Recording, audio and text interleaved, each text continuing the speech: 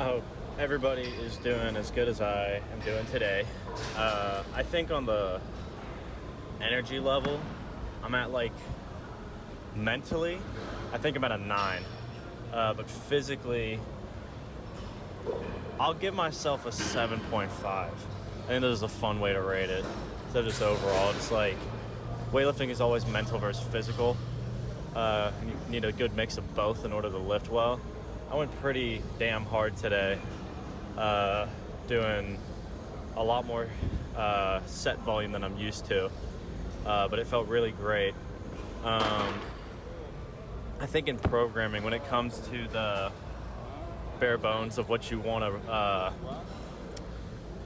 like rep percentage-wise, it's very trial and error based, because there are always going to be people who can rep out like 80 to 90% like it's nothing, but then they can't PR worth shit. And that's not something bad on the person, it's just everybody's body's different and everybody's CNS can only take so much. The nervous system is very fragile if you're not consistent. But for me, what I like to think about the most is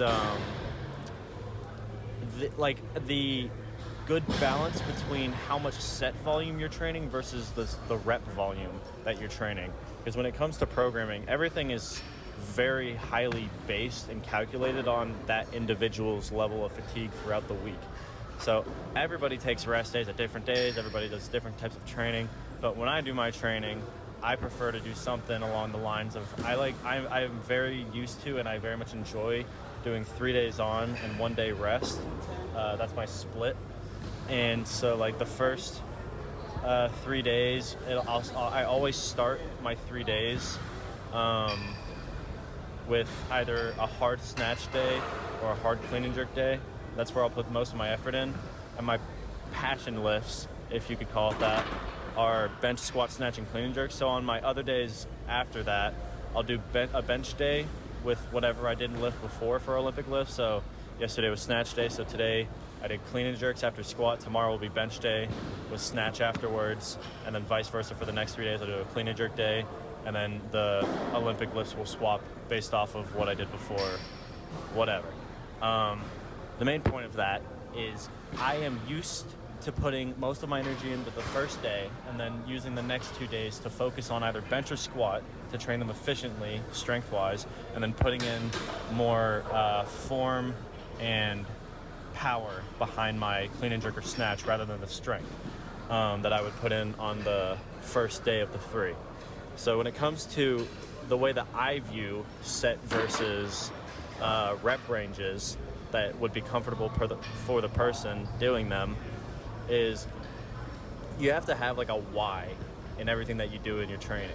And so when it comes to what I'm doing right now, I used to train a couple months ago, I was doing a lot more rep volume, going up to like sets of 8, stuff like that, doing like 8-6-4 splits, doing 4 on my heaviest week, doing a lot of triples and doubles for my Olympic lifts. And now I'm at a point where like I really want to focus on, at least in one point at the end of my cycle, doing singles around like 90-95%, so I can consistently go a little bit heavy sometimes. That's what I mean when I say being consistent with your nervous system. You got to do some heavy stuff sometimes, even if it might be a little scary.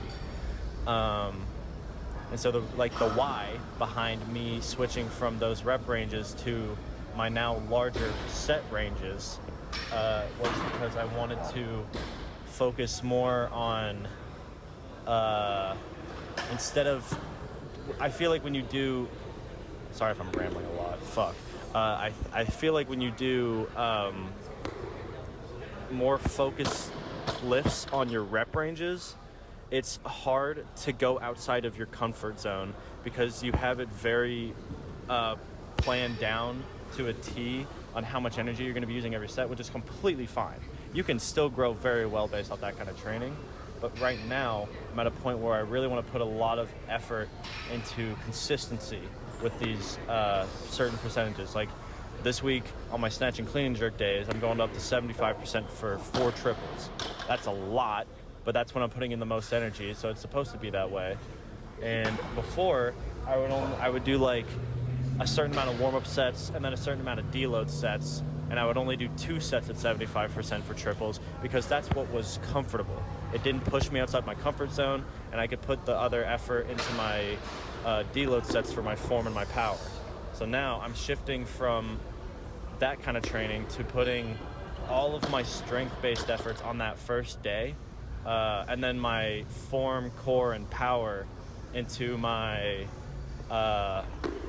bench and squat days, when clean and jerk and snatch are more trained like secondary lifts, just for those 2 days. So when you're asking yourself, do I need to change my shit because random person said so? No, please do not change whatever your program is because I say so. Not that I assume any person would. I just think, I always try to look at other people when I'm stumped on how I want to train, and I try to base my theories off of other people's training cycles because it's hard to figure it out on your own from nothing. But essentially, don't just follow what other people say because, I'm just saying, right now I'm training a lot more set volume for the sake of condensing my strength into snatch and clean and jerk a little bit better rather than focusing on form all the time and not getting outside my comfort zone. When you're choosing between going hard on your reps or hard on your sets, the why needs to come from, do you want more strength out of your lifts on that day, or do you want more form and core focus on those days? Something that doesn't push your nervous system or your muscles to their limits, but something that makes your brain really have to think about the way you move. I'm at a point where I think that my form is good enough to where accessories are not necessary for technique at the moment. I might want to go back to that in the future. When you trial and error your programs, it's always ever changing because the stronger you get, the more you're going to have to change your program to adapt to the new body that you've honed. So essentially, at the end of it, do what you think would be fun, Not that you can't just go into it without a why. Make sure you got a good purpose behind your lift, but I find that in programming, you will have the most the most strength, efficiency, and power when you do a lift with not only a purpose, but a purpose that excites you to perform that lift. I normally hate doing high set volume at a certain percentage because you got to go hard as shit.